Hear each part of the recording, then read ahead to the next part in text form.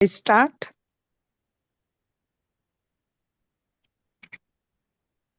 We'll just wait for Mihir's signal because Okay. it seems to have disappeared.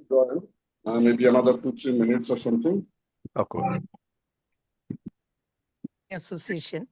And thank you for both the speakers to accept our invitation to speak on this important topic. May I invite Professor Sundari Ravindran, President of CDS Alumni Association, to chair the session. Thank you, Beena. Good evening, and on behalf of the CDS Alumni Association, gives me great pleasure to welcome all of you to our 6th virtual event, themed Water and Times, featuring Professors Mihir Shah and Tirthankar Roy, well-known alumni of CDS. I should first introduce the speakers, after which Keshav Das will give a brief introduction to today's theme, and after that, we will begin with Mihir Shah's presentation.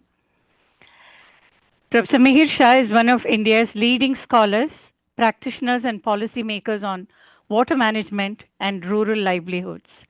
He is distinguished professor, Shiv Nada University, where he has pioneered a first-of-its-kind MA in rural management program focused on students from the most disadvantaged Adivasi regions and communities of the country.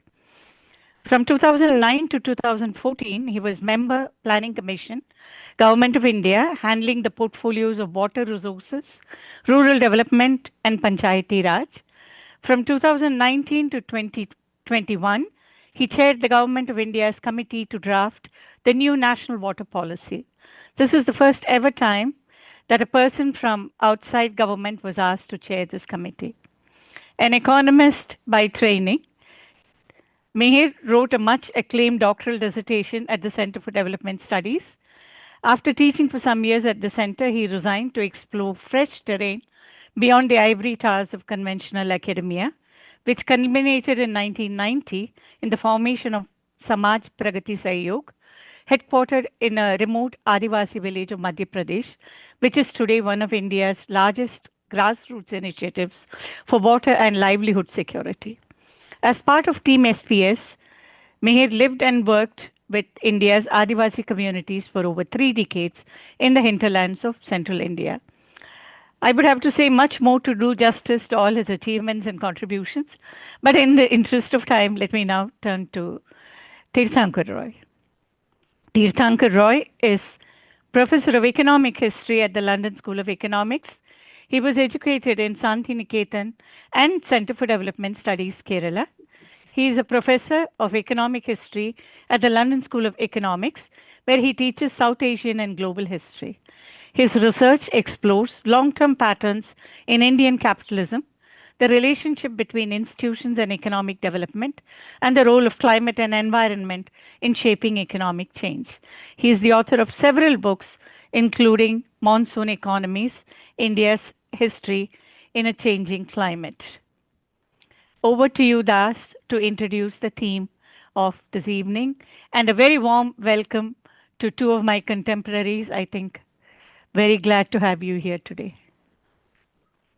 Thank you very much, Sundari. This has been a very, very special event for us as we sort of hold this event through the Center for Development Studies Alumni Association, and 2 of our most distinguished scholars. They are from whom people like me and many, many people in the younger generation learned so much, both from their own work, discipline, and the way they have sort of maintained human relations with the academic community, with the community who are part of the civil society organizations, and with the policy domain. And so that makes them extremely special individuals, very active, dynamic, and as Sundari sort of indicated, they have been sort of contributing to knowledge, contributing to policy for a long, long time. And so I'm sort of, in a sense, no one to say much on what they will be speaking about.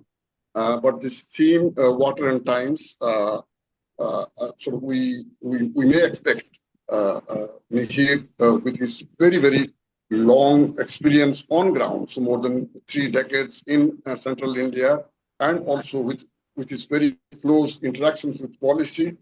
So we may expect that he might be talking about the kind of paradigm shift in water management and governance issues in India. So he might touch upon issues on ground and might also talk about varieties of resources of water, like water, whether it's groundwater, whether it is surface water, whether it's coming from heaven, the rains, and for the varieties of competing uses, whether it's industry uses for agriculture, for drinking water purposes. So all that, maybe he will take us through that, the whole question of policies and management of the resources.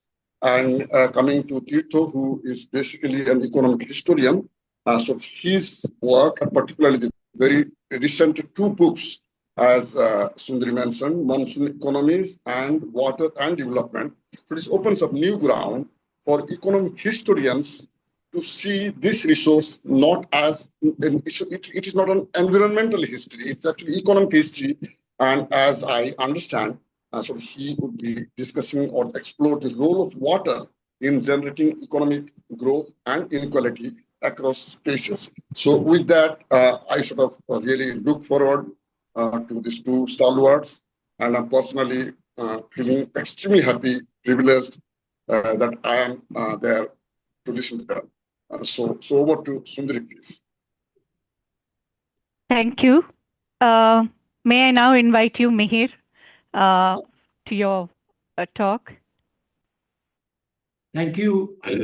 Thank you so much, Sundari and Das. It's always such an enormous pleasure to come to CDS, whether physically or virtually, and associate oneself with all the wonderful memories that we all share of the many years we spent there, and the continued association that we have with this extraordinary institution that we were blessed to be part of. I was very struck by the title of our session, which I don't think Tirtho or I had anything to do with. It is all Das, I think, who thought of it. Keshav Das, my dear friend and colleague from the 1980s in Trivandrum. And it reminded me of, what used to be the protest anthem of our generation. Bob Dylan's Times They Are A-Changin'. I'm sure all of us grew up listening to that song, singing that song, and what I could think of, I think you could mute all participants. I think, thus, you might have the, so you could do that so that we have an undisturbed session. So what I want to connect that song to our topic today is that, you see, the kind of way in which we thought of water management and governance, let's say in the 19th century and particularly in the mid-20th century, right? Mid-20th century is a time when so many countries come out of the colonial era. They have overthrown the yoke of colonialism, and there is a dominant paradigm within which everybody is thinking about water. Everybody is trying to understand how they must meet the enormous requirements of water that these emerging economies had at that time. And the paradigm that was adopted was one of command and control over nature.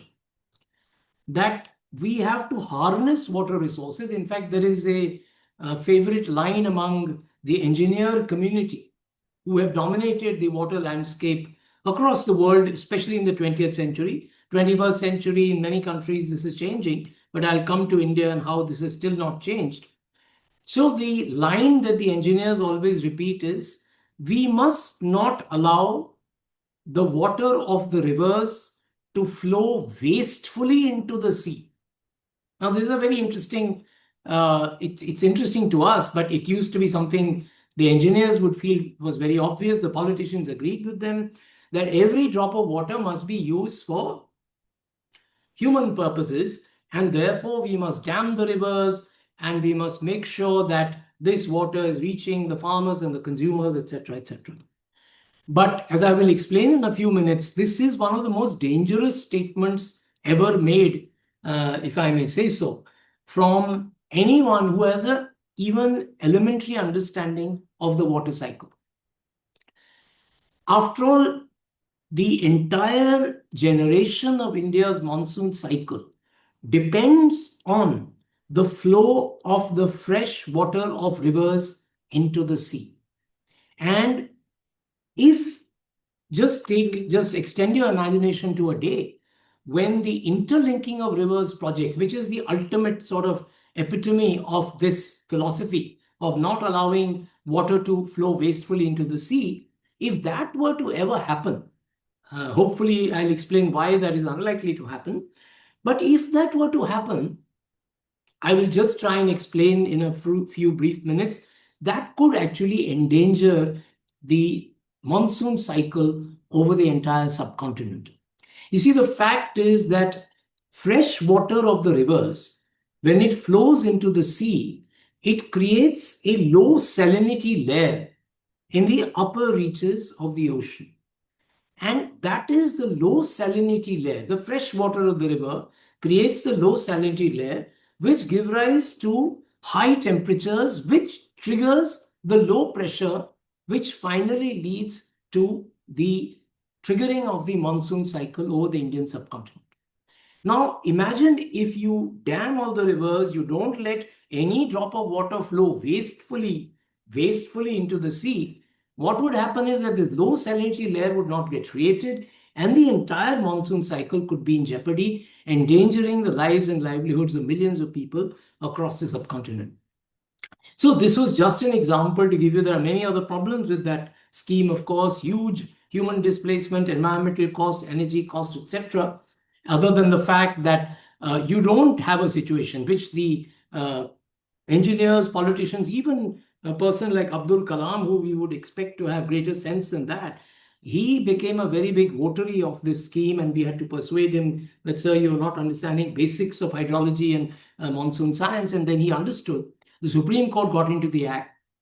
The fact is, it is not true that in India you have floods going on in the northeast, so you can take that water to central India and satisfy the problem on both sides.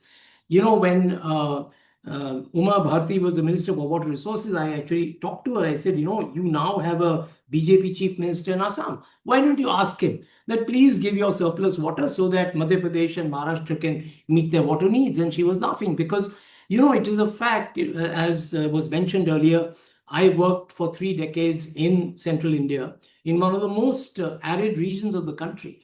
But we had people, because of the work we did on water management and governance, we had people coming from Meghalaya, from actually Cherrapunji, the highest rainfall place in the world, coming to Madhya Pradesh to learn how they can solve their water problem, their water shortage, from the people in Madhya Pradesh, the Adivasi people who had done so much to solve their own water problem.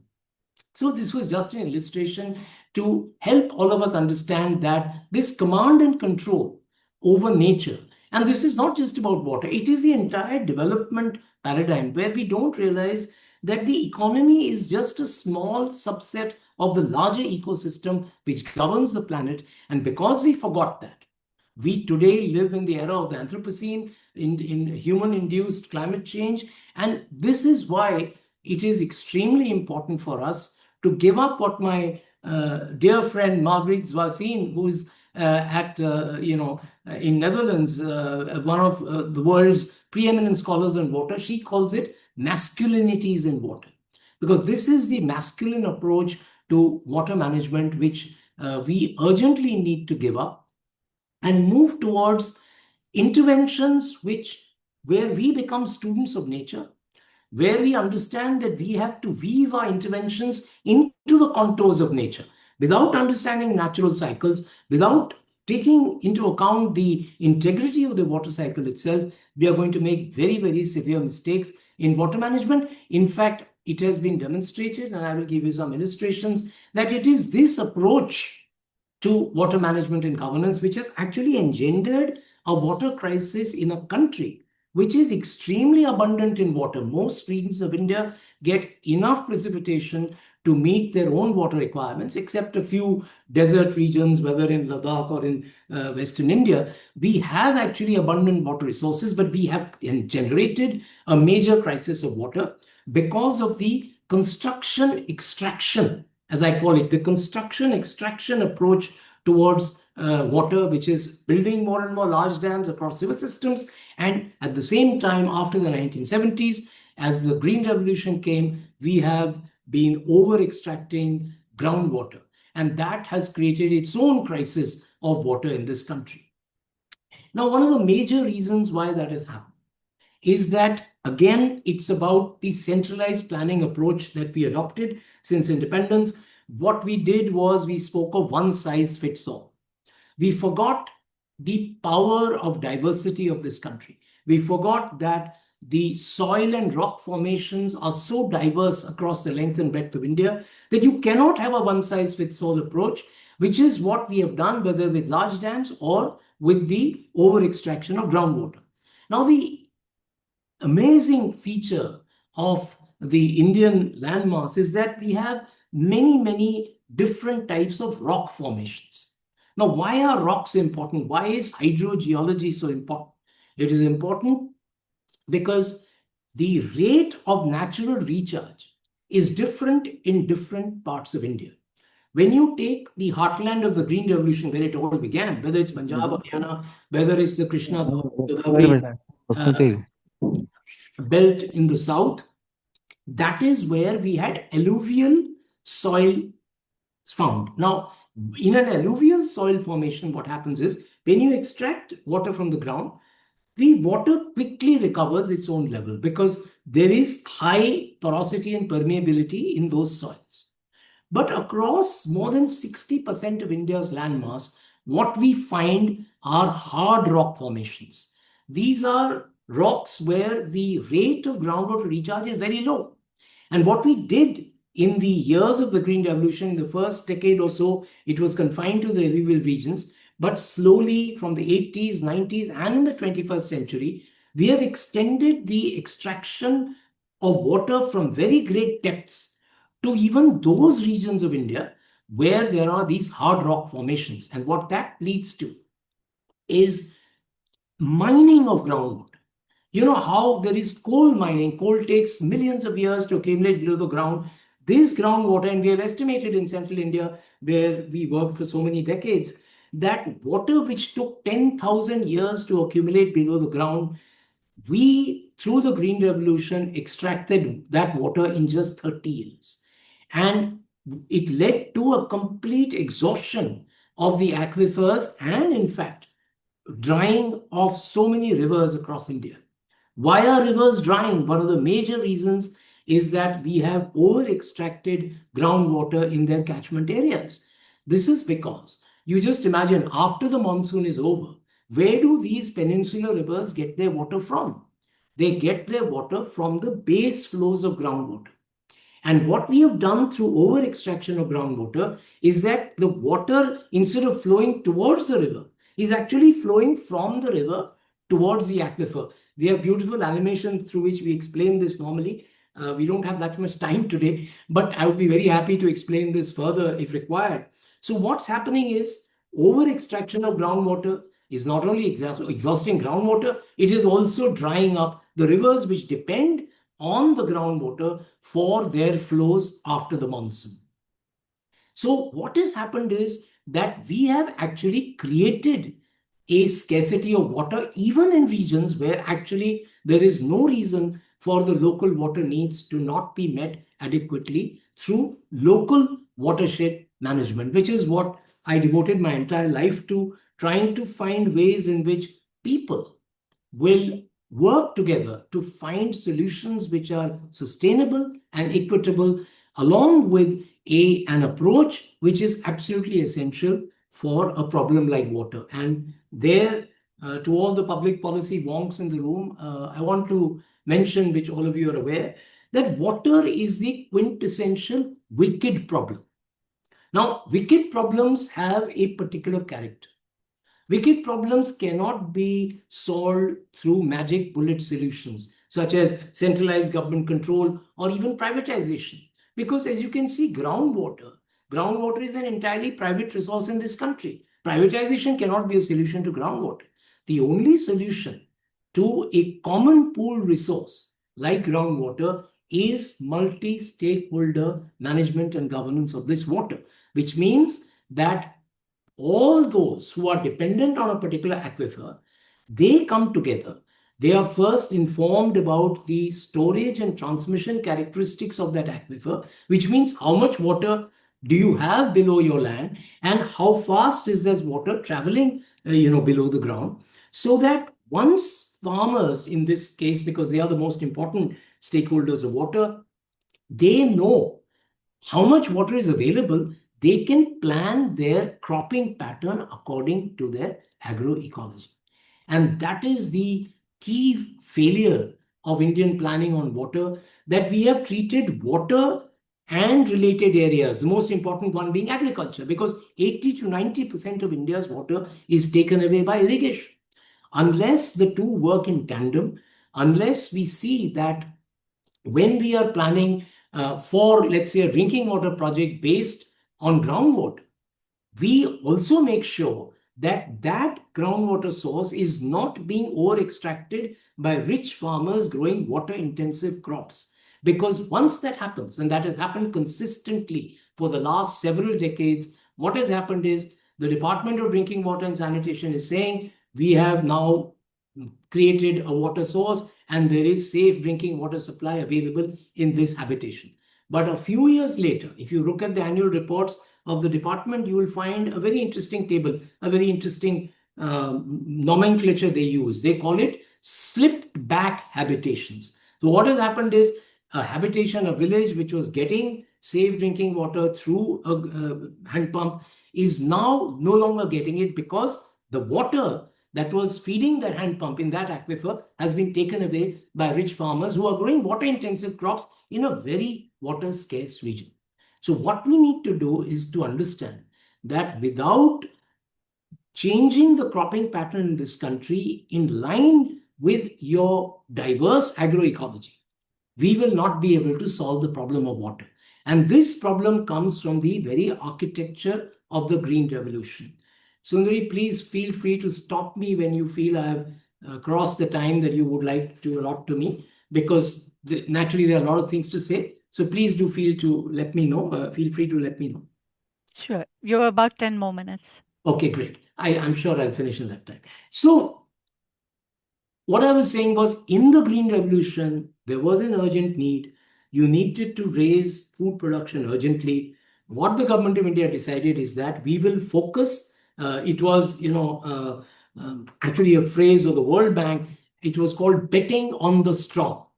Betting on the strong means let's go for those farmers, those regions where water is abundant, where we can quickly extract groundwater and focus on two crops, rice and wheat, which we can quickly distribute through the public distribution system. And in order to incentivize farmers to grow more and more rice and wheat, we will do public procurement of wheat and rice at a minimum support price. You all know this story.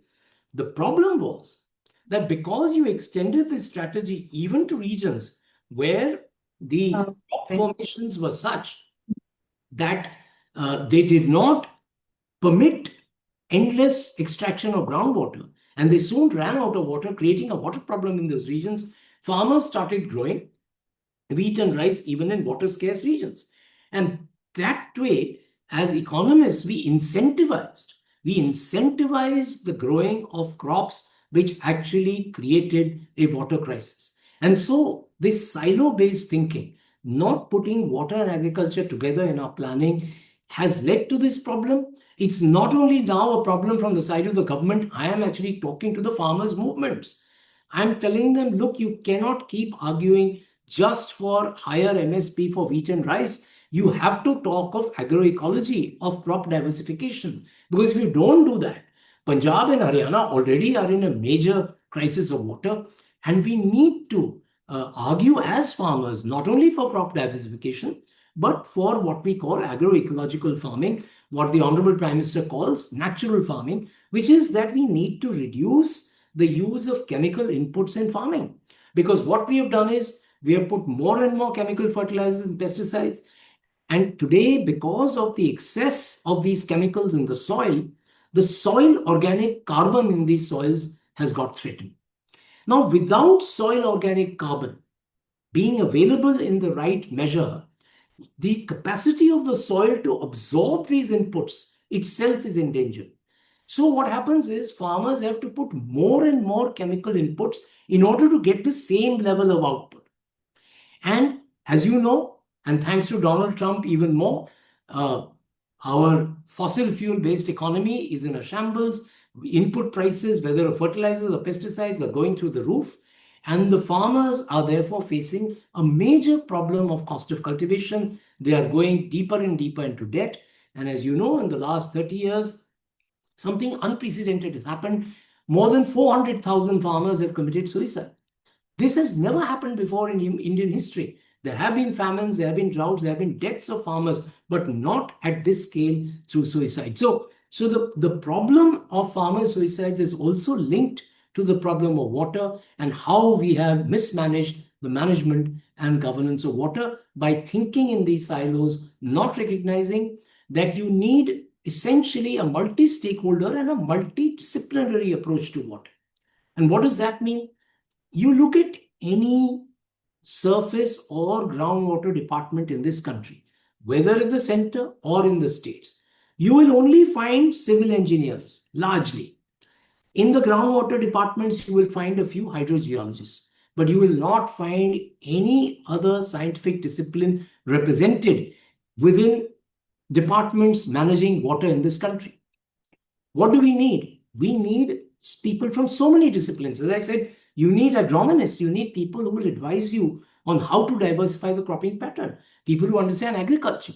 You need river ecologists, people who understand the flows of rivers, how you need sedimentologists, people who know that by building embankments, as we have done for flood control, you actually just push the flood water downstream in the same river and you destroy the kinds of ecological functions a river performs when it is allowed to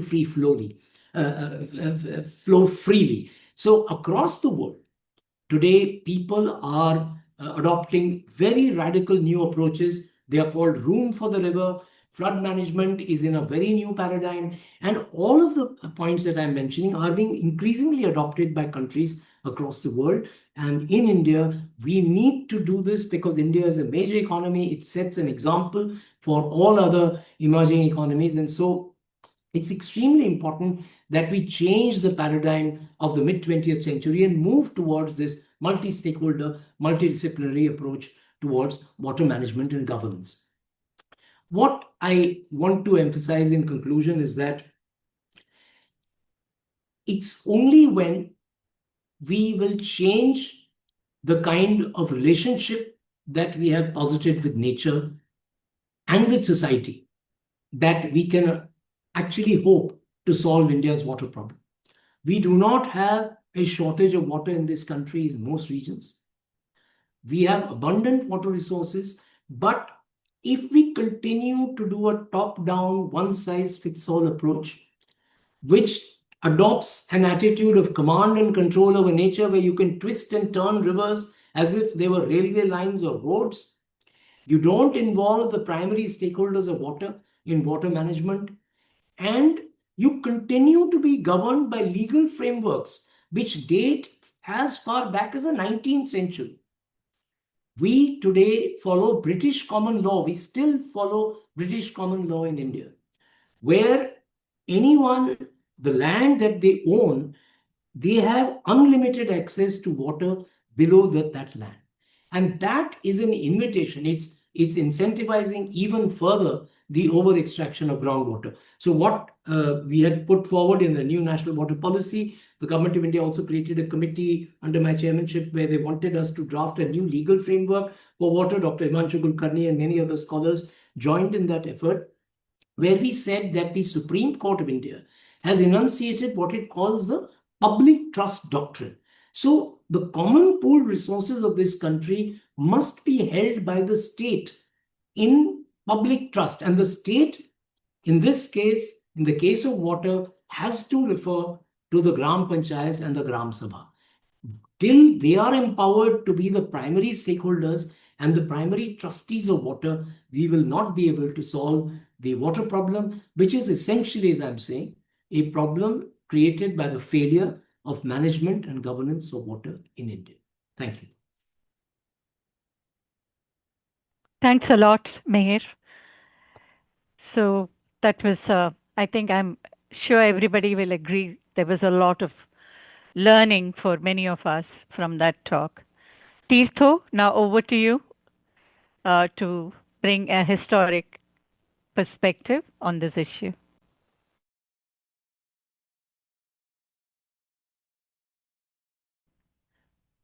Tirthankar?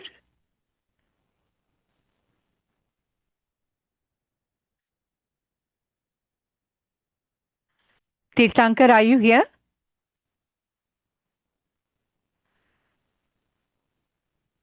I don't know whether Tirtho is.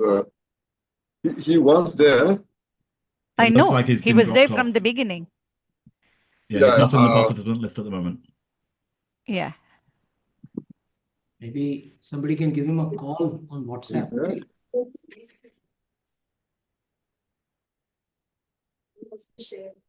Okay. Maybe he's sharing the Okay. PPT or something. Sure. Hopefully he's very much here. Tirtho, are you there?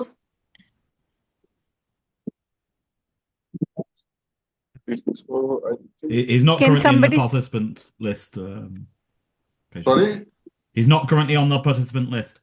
He's not currently showing in the group, in the meeting. He needs to be rejoined. Can someone send him a WhatsApp message? Gareth, can you do that? Yeah, I'll let you just. Okay.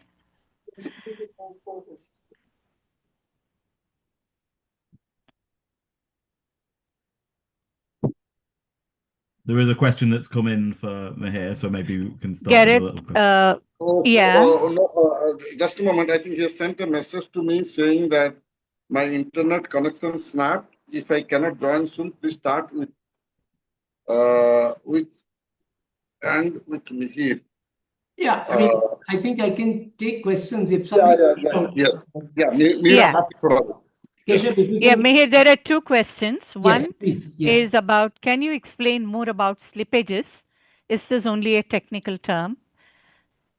Okay. And yeah, Yeah, I'll yeah. give you the next question once you finish Okay, this. yeah, there's a simple answer. No, slippages is not actually a technical term. It simply means that a habitation which had been supplied with drinking water and with abundant drinking water suddenly has no drinking water left because the same aquifer, the same groundwater source is now being used by rich farmers to take away a lot of that water for irrigation. So the government is now reporting in their report that 2 years down the line, they provided that source. No doubt they drilled the hand pump and water was made available to the people. And now that source has run out of water. Let me also bring you up to date. This is an old story, but we have a Jal Jeevan mission going on.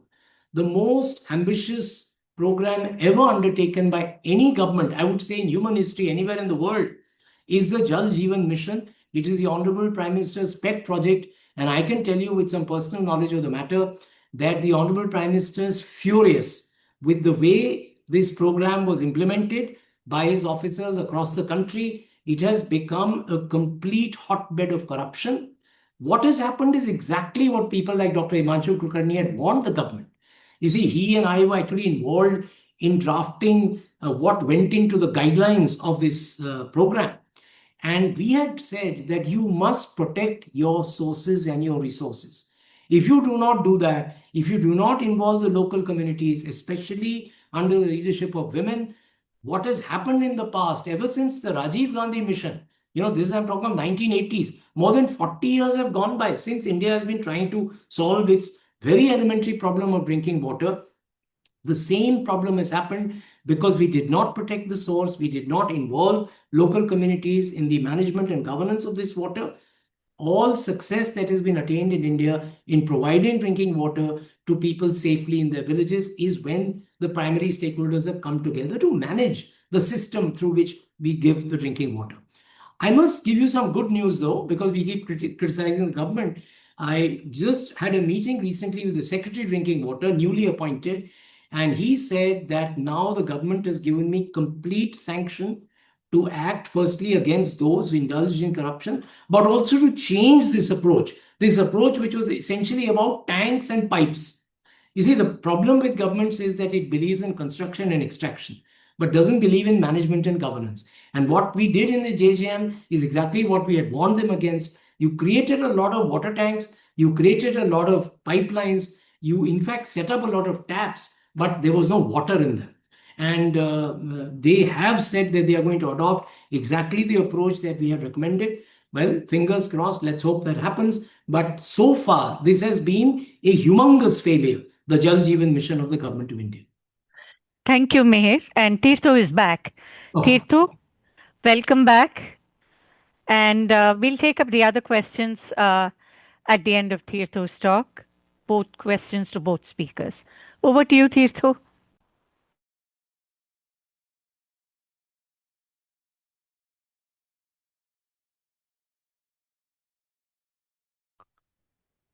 What's happening? He was just here. He's definitely on the call. Tirtho? Tirtho is there. Tirtho is there. Tirtho, why don't you please? Please get started. Tirtho is there.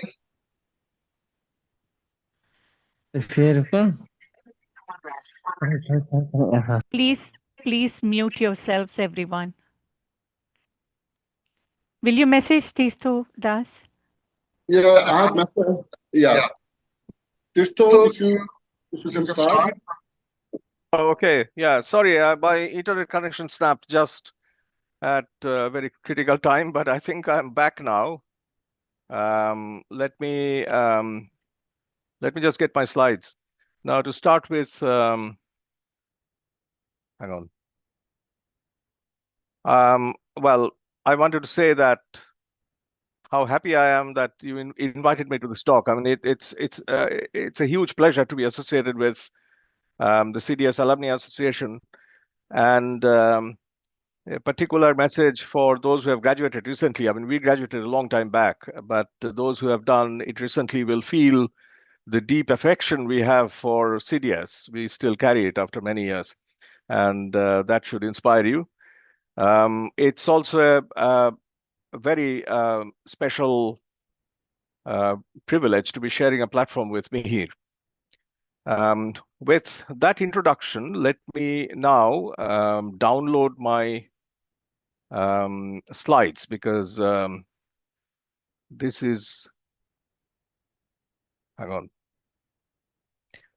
I'm doing it after a disruption, so hopefully it's all going to work out.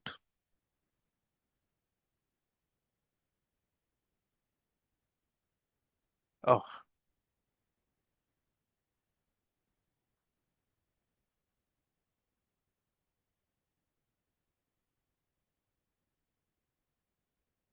Okay.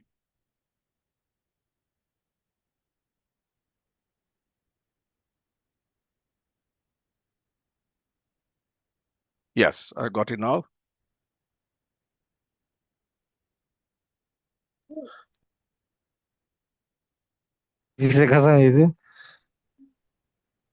Oh God.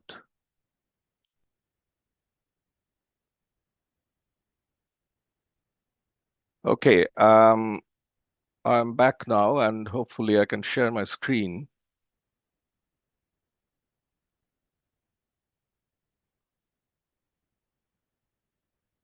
Okay, can you all see the screen? Yeah, it's coming up. Yes. Yeah, wonderful. Sorry about this. I mean, this wasn't planned at all. Okay, so can you put it on screen show mode? Yeah. Is that better? Yeah. Yeah. Okay. Well, this talk, as Das mentioned before, is based on two books that I published recently. They are both about water, but I have to say that as once again, as Keshav mentioned, I mean, these are not really environmental history, not about climate as such, but about economic history, which really means that they are like other economic history works, trying to search for roots in the deep past of present day patterns of economic growth and inequality, living standards and inequality. Now, we know that these factors that shape present day growth and inequality are a very diverse basket. However, a big cluster within that basket consists of natural resources, environmental factors, or natural resource endowments that economists would call them. And that includes land, includes minerals. It also includes water. But we know that they matter. They matter in shaping economic growth, in shaping inequality via unequal access. Water matters too, but water matters differently from the other resources, and it's probably the least theorized part of this natural resource endowment. When we think about resource endowments, we economic historians would normally think about a movement from scarcity to abundance. Abundance not necessarily having more, although that's part of it. I mean, land conversion on an extensive scale, which creates agricultural growth, for example, but also using resources more efficiently, more productively to produce more, to generate more. Now, and so the kind of default mental model that many of us carry is one from scarcity to abundance, which creates modern economic growth. But that it doesn't work with water, because water is not a stock like land or minerals. It's a flow. It rises and falls during 1 year. It's a very heavy seasonality, and abundance is not necessarily good news. Abundance causes floods. So the problem with water is not so much to produce more, procure more, but also to have better control, especially over the flow. And the long-term economic history narrative that these books are about is that these control tools changed quite dramatically, especially the tropical regions. And these are not technological tools alone, but they are a basket of things which complement each other, including law, finance, institutions, politics. And that also, these tools entail great stress on the environment, but also stress on society. And some of these Mihir's talk touched upon. I explore these set of topics with a climatic zone category called the semi-arid tropics. I'll describe in a moment in what that region is about. Essentially, the message here is that the economic emergence of societies in these tropical regions depended on their ability to extract and recycle water, and on manipulating the environment to do this. And this process had enormous costs. Now, that the Monsoon Economies is the book that explores this point for India, and Water Development makes this point for semi-arid tropics in general. And there is a third book in the making, which shifts the discourse somewhat. Now, what are the semi-arid tropics? This is a standard climate map of the world. And you will see that the two tropics, the Tropic of Cancer and Tropic of Capricorn, coincides with some of the driest regions in the world. The bright red one is very arid. There's not enough water, not enough livelihood to sustain. And but then there is a dark yellow band around them, and that's the semi-arid tropics, which are very arid, very high temperatures, average temperatures, very high summer temperatures, which dries up most surface water. However, it also has something called the intertropical convergence zones, which brings very heavy seasonal rains or sometimes moisture influx from other regions. Now, you may not think looking at this map, but this yellow zone is actually one of the densest population clusters in the world. It contains very heavy clusters for the reason that around the tropics, I mean, if you are in the very bright red zone, then you don't have any water to sustain yourself. If you are in the equatorial zone, you have a different control problem. Most countries with very high, very large extent of equatorial land, like Congo, like Venezuela, has actually have very small percentage of agriculturally convertible land, and they rely on timber, on minerals, on other stuff. It's the zone in between which has plenty of moisture, but also very high aridity. Now that creates a problem, and the problem is seasonality, which is, I mean, this is a graph I created. I mean, I'm not going to describe in detail where the data comes from, but basically it combines the precipitation and temperature data for several sub-Saharan African capitals and some temperate zone capitals. And what you observe here is, of course, the very high average temperature in the sub-Saharan Africa, which means that there is a very high level of evaporation of surface water. Land dries up, becomes brown every season for sometimes for extended periods in the year. But also you have rainfall, and it's a bell-shaped rainfall curve. So if you just compare total quantity of rainfall annually, you will probably find the same figure. But what really makes a difference is this bell shape, which means that you have a concentrated influx in a certain weeks in a year, but then high aridity takes over. Now that creates the problem of semi-arid tropics, which is how do you recycle? How do you store water when there is an excess? And how do you recycle it over seasons? How do you recycle it over regions? This is not typically something that private resources can manage, and you need collective and public resources for that. The semi-arid livelihoods are typically, I mean, it's quite a diverse basket, but intensive agriculture is not one of them because in most places, agriculture traditionally has a short farming seasons based on rainfall. And given that the farming season is short, there's also very extensive seasonal migration. People leave home because there's not much to do or eat or drink back home for 4 or 6 months in a year. These are also typically low-yield soils because some of these soils contain very little natural nutrients, which because of the high heat. They have high disease burdens because water quality falls during certain seasons. Limited water resources constrain city growth. Water matters for urbanization because, as we all know, cities develop next to water bodies that has been happening for centuries, millennia, and we also know of many examples where cities actually get abandoned, settlements get abandoned because the water resource dries up.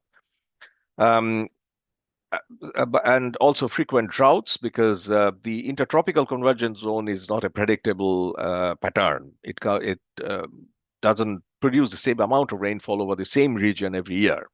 And if there is a slight variation, what you have is aridity take over and you get drought. And drought intensity frequency is much higher in the arid tropics, semi-arid tropics. But when you have droughts, you also have a tendency for people to hold their savings in forms which are unproductive in some sense, but they are good precautionary savings, things like gold and silver, for example. The low agricultural yield and extensive land where only animal herding is possible. And animal herders are famously difficult to tax. And all of these also restricted state expansion in these regions. So this is a complex of characteristics that describe the history of the semi-arid regions for a very long time.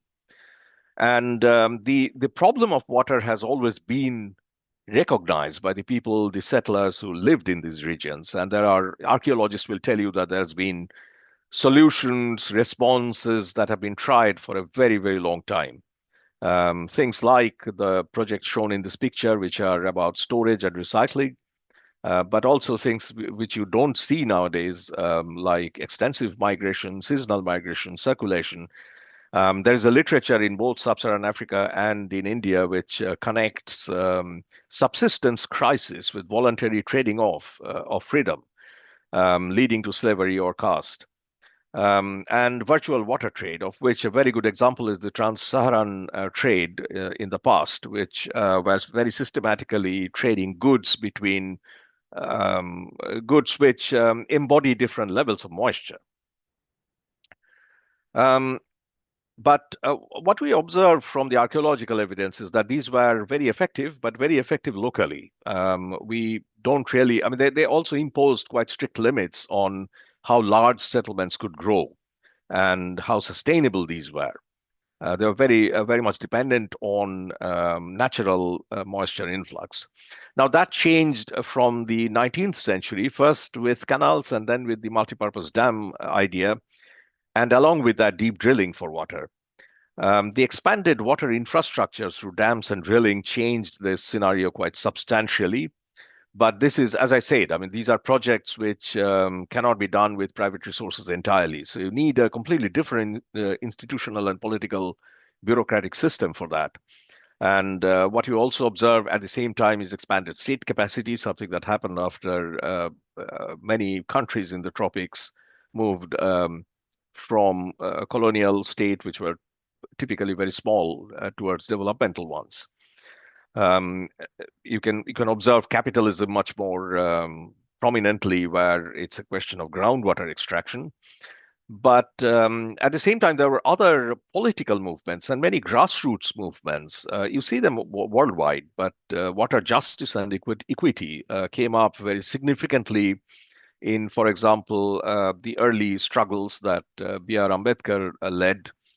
But it's been quite prominent in the Deccan region, southern India, southern and western India, in the 20th century.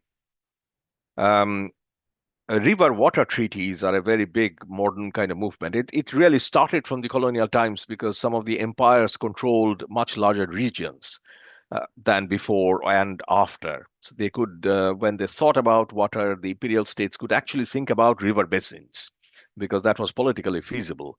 When that situation ended, I mean, for example, Egypt and Sudan could have a very similar policies or integrated policies, but when they became different countries, they needed a framework for sharing river water. And you have a bunch of these, both from the early 20th century, but that persist into the late 20th. So what you observe here is, in terms of impact, is that in the 20th century, population grew. I mean, there's an enormous acceleration in water use. Population tripled, but water use increased sixfold. I mean, not all of it is very recent, and some of it has been going on as part of land area expansion of agriculture. But what you observe in the more recent times is a per capita increase in water use, per acre increase in water use, which has enabled intensive agriculture. So move away from this rain dependence that I talked about before. And the story has a lot of parallels with the exploitation of fossil fuels to sustain modern economic growth. And like fossil fuels, rising water extraction supported economic growth, very rapid economic growth, but also caused environmental damage. But unlike fossil fuels, and that's the point that I want to emphasize here, the water-led growth or the water use change was concentrated. It's not a European story. It's not a North American story. It's a tropical, arid, semi-arid tropical story. It's India's story, and India is a global leader in dams and irrigation systems, in drips, drip making technology, in lots of ways that some of these new technologies which have sustained that acceleration are really tropical. As I said, I mean, these have serious side effects. Not all of them are bad. One, of course, is inequality. I mean, whenever you hear about technology in water, you can think about inequality, because where really natural resource or water matters, access if it is unequally distributed, will generate inequality, generally inequality of a certain kind. Water stress is a very widely talked about problem, and Mihir talked about it, so I'm not going to spend time on it. Once again, the thousands of dams have been built just in India in the 20th century to control, recycle water, rain-fed water, river water for use in dry regions and dry seasons. But dams are also famously problematical solution to this. They change landscape in ways which are damaging in many senses. Now, how do you solve this? Well, if you observe the literature which looks at some of these problems, you'll see a discussion of regulation, cooperation, law, which are all necessary, but they are very contextual, and they sometimes very systematically fail. I mean, one big example of this is groundwater. I mean, the well you have above ground is a private resource, is a private property, but the water that it draws on is a common property or open access resource. And that contradiction has been fundamental to how you address this legally. But there is no perfect solution to how you match these two types of property rights. But at the same time, and on a more positive side, there's been a much more accelerated search for conservation, conversion of water from other uses to drinking water or agricultural water, and recharging the landscape. Now, conversion, of course, I mean, there are quite a few technologies which are used, and once again, you will see that the main field where they are used is in the tropics, but not necessarily the poor tropics. The big example of conversion is desalination, which is working very well extensively in West Asia region. But then there's a reason why it is, because it's exceedingly energy intensive. So countries which have a lot of energy can afford to do it. But there are several other things that are developing as well. So I'll end with showing you a diagram which is about India. There are not many countries where you can actually reconstruct the average water use over a century or more. That data, I mean, most water data country-wise comes from very late in the 20th century, and often country data is not much used because these average over very different landscapes. However, for India, the data is pretty rich, and I could do this, which shows you that as water use has gone up in the long run, the exploitable water available has fallen quite precipitously. Now, the shape of this graph, the cross shape, is not necessarily something special about India. It will capture the way the world has changed everywhere in the last 150 years. But the extent, the sharp fall in exploitable water available, that is something special, and that's a very tropical story. So I'll just end there. Thank you, Tirtho. Actually, you have ended with posing a huge question in the minds of everyone. But I'll leave the questions to participants to ask. Thank you very much again. Maybe we could start with Mihir. Do you have any questions for Tirtho? No, I'm fascinated by, I was reading some of his stuff this morning, and the way he has documented how colonial India went about solving the water problem.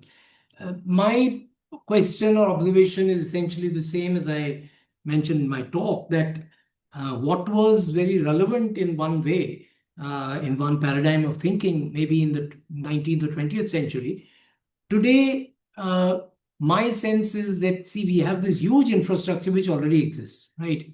We have built these dams. Some people, maybe people like me, would have questioned their very construction in the way it happened. But as I tell a lot of my activist friends and others that, look, this is now a reality, right? These dams already exist. Whether they are good or bad is now not the primary question. The primary question is, has this infrastructure served the purpose for which it was set up in the first place?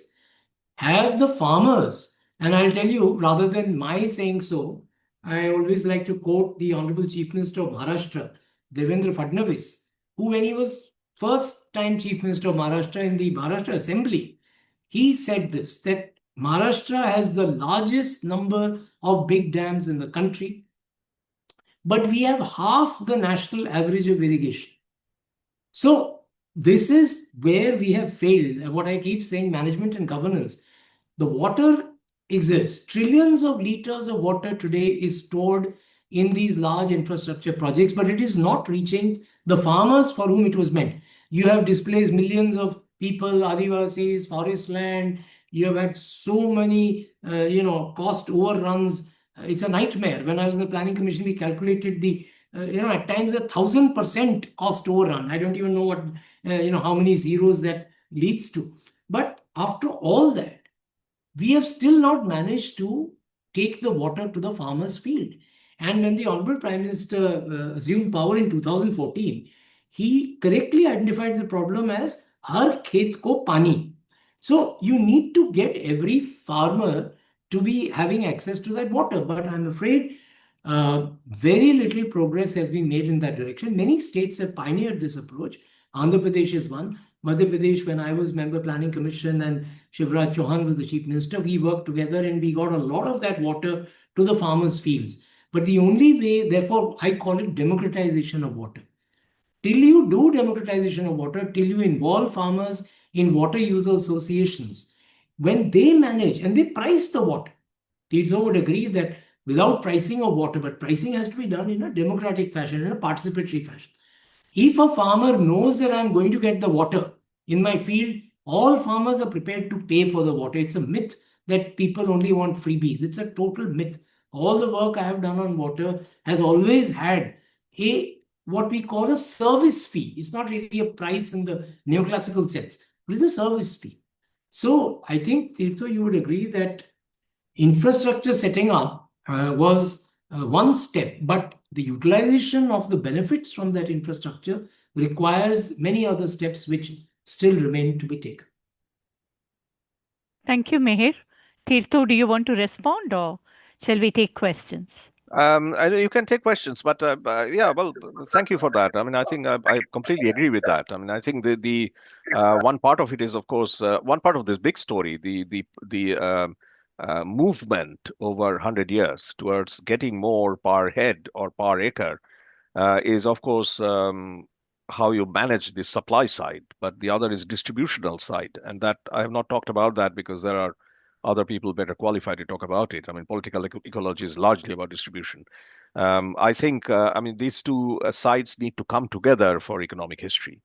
And I'm really doing the supply, the missing supply story. Thank you very much.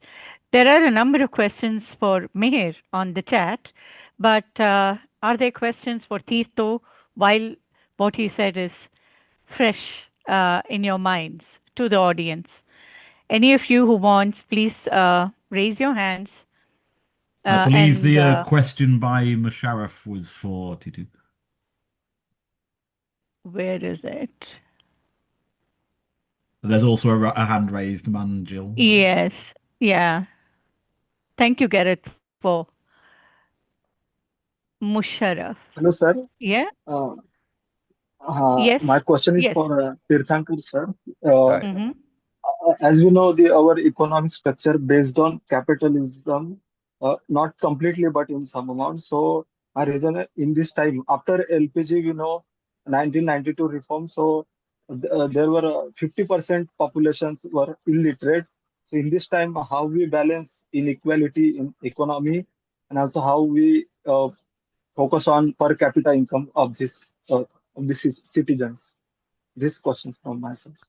Yeah, well, it's quite a broad question, and I think Mihir will probably have a more appropriate answer to it. I mean, since you mentioned capitalism, in the case of water, capitalism really comes up with groundwater very prominently because it is usually a private resource. And I mean, one of the things that I'm trying to do is to suggest that the topics that we are talking about today, about capitalism, about public action, or community action, institutional, are not India bound. I mean, there are other countries in a very similar climatic zones which have been solving these problems, which have been addressing these problems for a very long time. I mean, the other big region, which contains millions of people, like India, which is tropical monsoon, is sub-Saharan Africa. So you have very parallel set of debates, discussions going on there about dams, about wells, about private right, about capitalism, and about state intervention.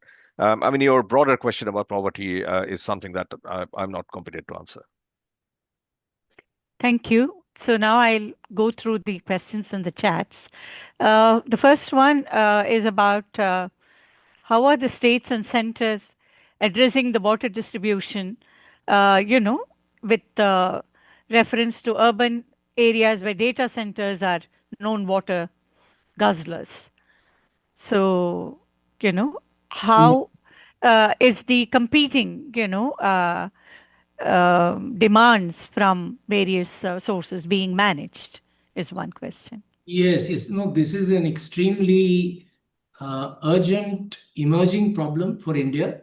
It's a huge demand that data centers are going to place on water, and we already have massive international experience.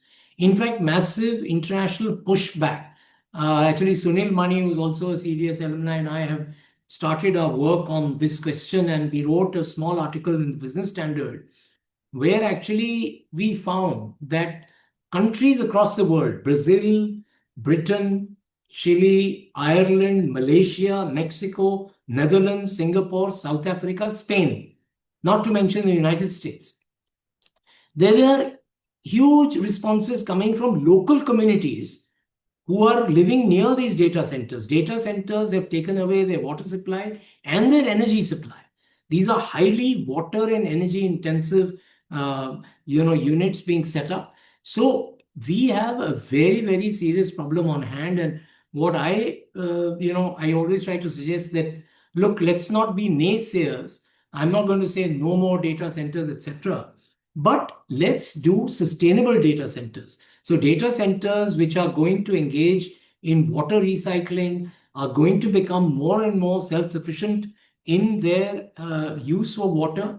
One of the great examples we have, I mean, these are all very new developments, as you know, across the world, but we have some examples from different parts of the world where data centers are adopting very sustainable practices, where they are being able to recycle the water that they use. They use water for and air cooling systems.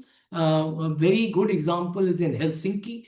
So there are examples like that which we should follow. But in India, given the fact that data centers are being set up primarily in coastal regions, Mumbai has 41% right now, Chennai 23%, Visakhapatnam, where the Google mega data center project is coming up, these regions already, as you know, have very severe water problems, and it's a very serious looming crisis where India already has a very major water problem, and these data centers are now sprouting all over the place.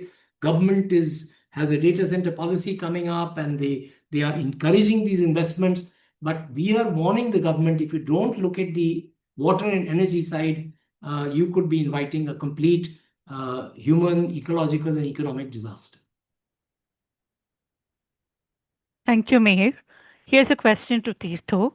How do you see still existing large group of pastoralists that are grappling with the loss of their grassland resources? Yeah, this is a really fundamental question about the economic history of the tropical regions, because half of the land is savanna and it sustains herding, but not intensive agriculture. I mean, that has changed somewhat because of the dam projects, but traditionally that's been the case.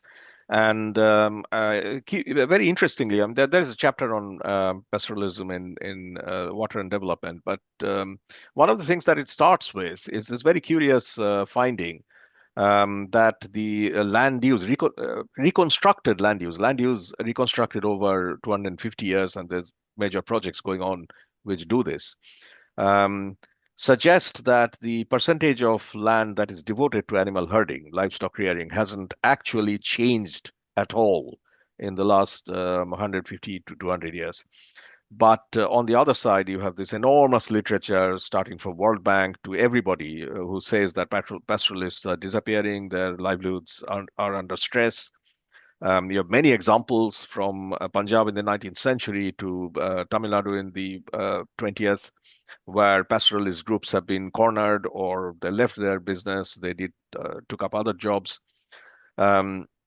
Mobile herding almost everywhere has been under stress. So how do you reconcile these two scenarios? No change in land use statistics, but a huge change when you look at particular communities. And the only way to resolve this is that many of the land within the original pastures, which are really open fields but with very diverse characteristics, they have changed because of the dam projects or land conversion projects. And what that has led to on an extensive scale is a conversion of many pastoralists to agro-pastoralists, that is, or farmers to start pastoralism, because there is now farmland next to something that can be used as grasslands. Now, there's been, I mean, if you just look at how much land there is in grasslands, then you will probably not find much change. However, there's been a huge shift from mobile herding to sedentary herding, which is integrated within agriculture. That has happened on quite an extensive scale, and it has happened because of land conversion projects that we talked about before, dams and drills. Herding has moved towards more ranch style, sedentary style.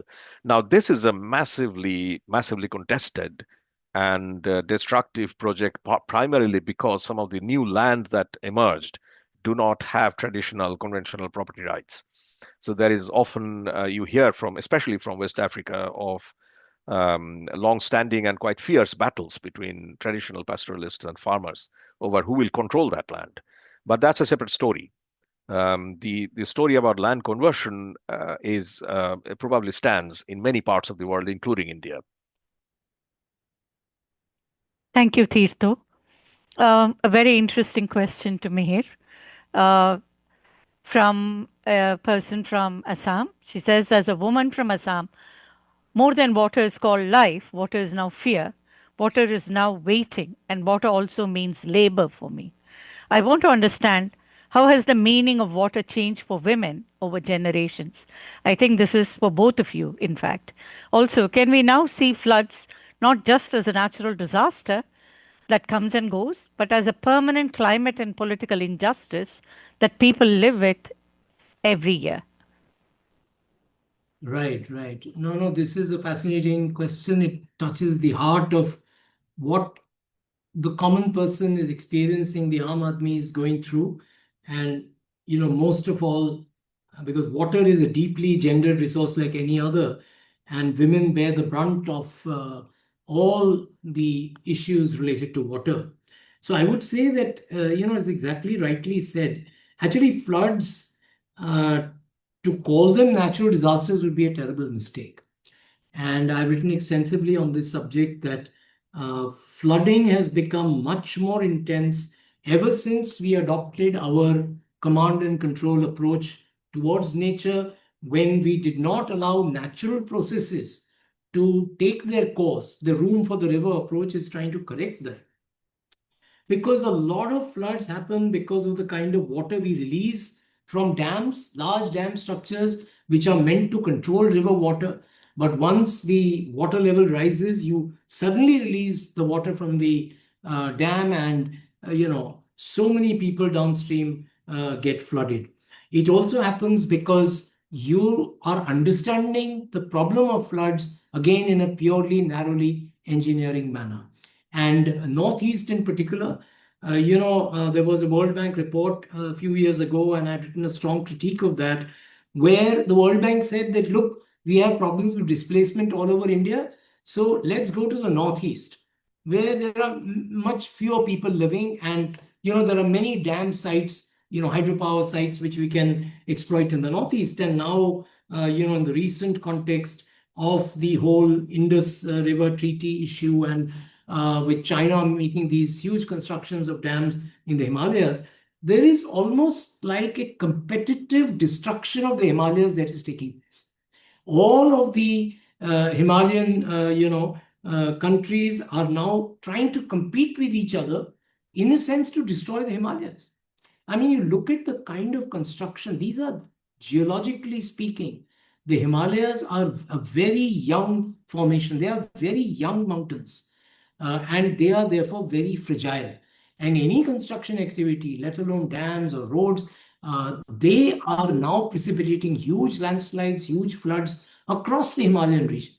So I think what we need to do, as I said again and again, is to adopt a multi-stakeholder, multidisciplinary approach where we try to understand what are the communities saying who live in the Himalayas, who live in these northeastern regions, and work with them to try and find sustainable solutions, because there's no shortage of water in those regions actually.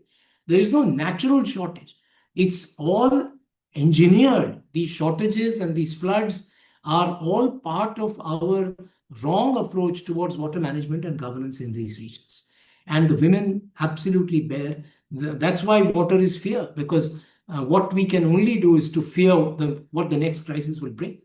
Because we are being disempowered every passing day. We don't have a say in the management and governance of our own resources, because these are resources that belong to all of us. Any responses, Tirtho? Yes. I think I'd like to talk very briefly about the women question, because it does come up in quite systematic, through very systematic ways and through very specific channels in a long-range economic history of water acceleration. And one way that it comes up is something that we are familiar with from pictures, is the amount of time that women in the countryside sometimes have to devote to procuring drinking water from surface water sources. It's a very labor-intensive process in a traditional sense. Now, of course, that has changed, and that's not such a bad news that it has changed.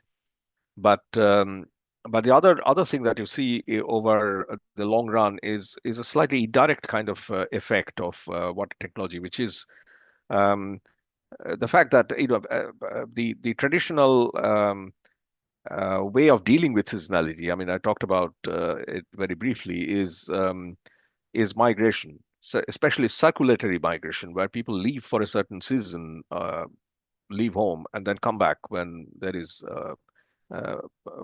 harvest or sowing. And this has been going on in India for a very long time. I mean, the historians have recognized that it's an extremely circulatory, extremely mobile population, but it doesn't actually go very far or go away permanently. They keep coming back. But it's also a very gendered thing. It's a family decision of who will leave and who will come back. And it's almost always the case where you have this kind of migration, or what followed in the long run, where people were going to the cities for permanent work opportunities, is that women would stay back and men would go, especially young men would go. And that had a lot to do with the marriage patterns in India, but to some extent, it's a global thing. It's been happening for a long time. Now, part of that circulatory migration is shaped by climatic seasonality.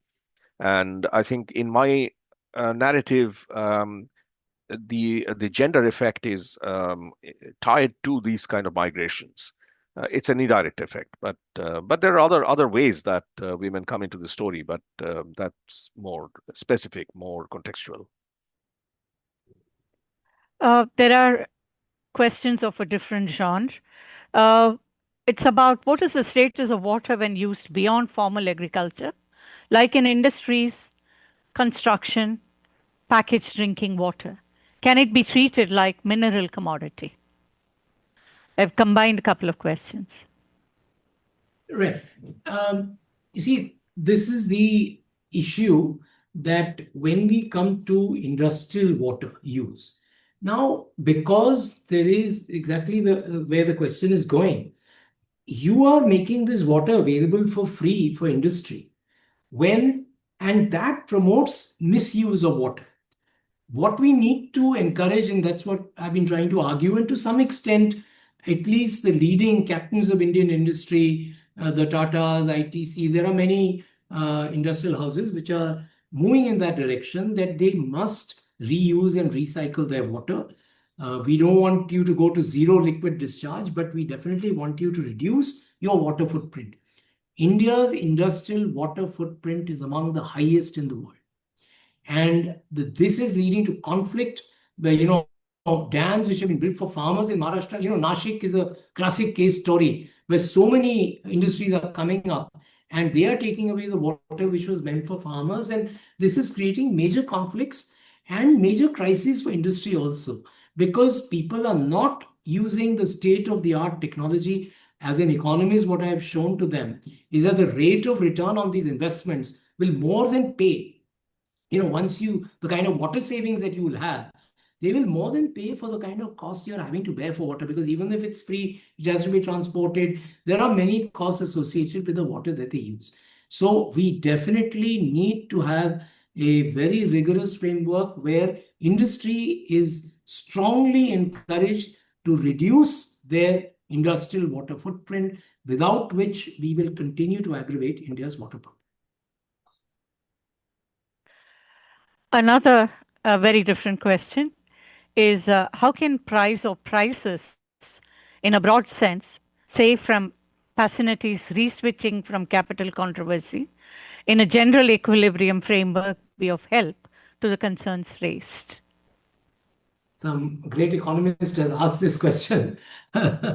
So, my response is very simply that we need to actually break out of these frameworks. They are not meant to address the kind of context that we are trying to really meet the challenge of. And my simple answer is that pricing of water, this was tried actually by Sheila Dikshit when she was the Chief Minister of Delhi. And actually, Mr. Arvind Kejriwal led the movement against that. Is one of the factors which brought him into prominence in Delhi politics, is that if you impose pricing on consumers on a sensitive, resource like water, then that leads to a backlash. I'll give you an example of Paris. Paris is where the biggest water companies of the world exist. But Paris has witnessed in recent years a re-municipalization of water, because the citizens have said, look, water cannot be taken away by the big companies. So what we need to do is definitely, I am saying that water has to be priced for various uses, but the pricing has to be done in a manner which promotes sustainability and is also equitable. It cannot be something which is any of the neoclassical frameworks of imposition of prices in a situation like this.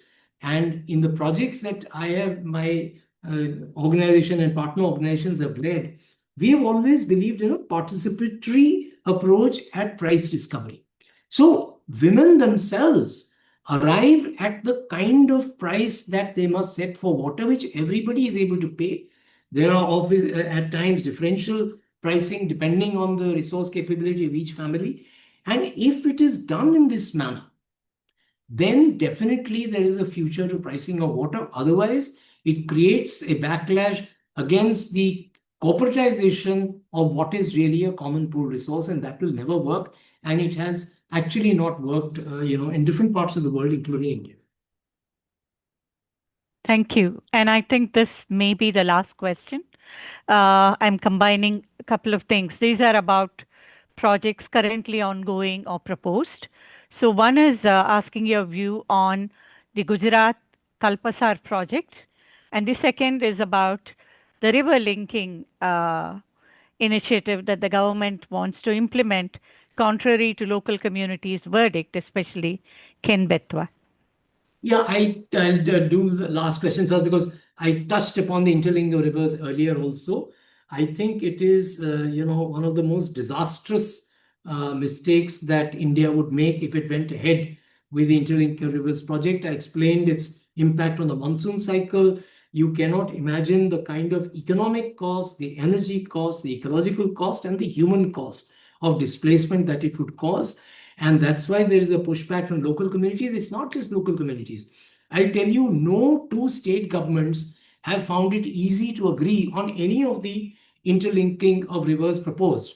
And, that's why, in a way, it has not taken off. And Ken Betwa is a classic example of where the state governments were arm twisted into agreeing, but then the local communities obviously are being displaced. And the benefits that are flowing are not commensurate with the kind of enormous human and ecological and economic costs that they have. Now, Kalpa, sir, is if I was saying about interlink rivers, I don't know how many of you are aware of, it's a good question because it's just a quiz question. I want to ask anyone in the audience knows what is the length of the dam proposed as part of the Kalpasar project. It's 60 kilometers, Sundari, 60-kilometer long dam. Okay. And that is 30 kilometers or 25 to 30 kilometers in the sea, 15 kilometers on the Bharuch side, and about 15-20 kilometers on the Bhavnagar side. So this enormous dam costing several lakh crores, and with such enormous costs and the kind of marine life disruption, the sedimentation risk, the salinity, seepage, these are all now been highlighted. The tidal and seismic force, which the Gulf of Khambat, which has some of the strongest tidal currents and complex seabed conditions in the world. And there are active seismic risks there. So the kind of alignment and design delays, etc. It's one of those mind-boggling projects which only engineers living in a fantasy world could have thought of. I think, luckily for all of us, they are not going to be able to execute it. But because, all kinds of fantastic benefits are promised. But that is one of the most absurd projects that I have read about. I was actually consulted once many years ago by the government of Gujarat that what is your view? So they didn't like my view very much, so they shunted me out. But these are the kinds of things coming up because we are not doing the very basic things, which is to hand over water to the local communities. The major proposal in the Planning Commission was there, nationalize water. Israel has nationalized water. I said, do you know what Israel size is and what India is? So if we should do the opposite of nationalization, already water is a state subject. You should not even bring it to concurrent. We should actually take it to the panchayat level because the principle of subsidiarity must be applied. Solve the problem where the problem exists. Involve the local stakeholders. You will solve 90% of India's water problem just by doing that. Then, of course, there are certain special regions which will need special attention. To that extent, we may address those through other kinds of approaches. But the water problem is not as complicated as we have made it out to be because we have done the kinds of mistakes which I have outlined in my talk earlier. Thank you very much. Now, any last words, Tirtho, and then Mihir before we close? Yeah. No, this was a great conversation. It's always a delight to hear Mihir. I just wanted to say a very short remark on the pricing question because it's quite a fundamental one. And historically, what you observe with pricing, the colonial state was actually very keen to price everything. And they priced irrigation, water, canal water, mostly on a cost plus basis. But it was a failed project. And one of the things that it fails because of is that there is this mix up between equity and productive use of water. And when you have that, that's another characteristics of water, which makes any kind of simple pricing scheme extremely complicated, difficult. No, Thank you, Tirtha. I'll just give on that. And that's why, these water user associations, when they price water, they take account of both productivity and equity, and they do it in a manner where the farmers all agree. See, it's a democracy. You have to get people to sign in. And once you assure them a good volume of water in a timely manner, where the distribution system is also the Varabandi system where people themselves manage the system, then things do work. I think it was a delightful session. I must thank the Alumni Association for organizing a discussion on such an important topic. It's a topic like education. Our students have made it a very central issue in our country. My dream is that one day water will receive the same kind of attention, because if it doesn't, we will continue, the national water policy which we drafted, we submitted it to the government in 2020. It's lying in cold storage somewhere. I'm hoping that, people would demand that at least people should know what that national water policy contains. Let there be, I told the government, let there be a discussion. This is not your policy. This is a committee you set up. We are an independent committee. We have given a recommendation. If you feel there is a backlash from the public, you disown the committee. There's no problem. But let there be a public discussion, debate, and people may refine the proposals. Let there be a participatory process. I'm very hopeful that a day is not far, because the crisis on the ground is getting very severe. And I think the people will push governments to change and adopt the paradigm shift, which many of us have been advocating for a long time now. Thank you very much. And I must say that it was as delightful an evening of conversations on these two important topics as we all knew it would be. So thank you, Mihir. Thank you, Tirthu, for your time. And thanks to all the participants who've been here. I know we didn't take a couple of questions. Please do get in touch with Mihir directly for any of those clarificatory questions which I didn't take up.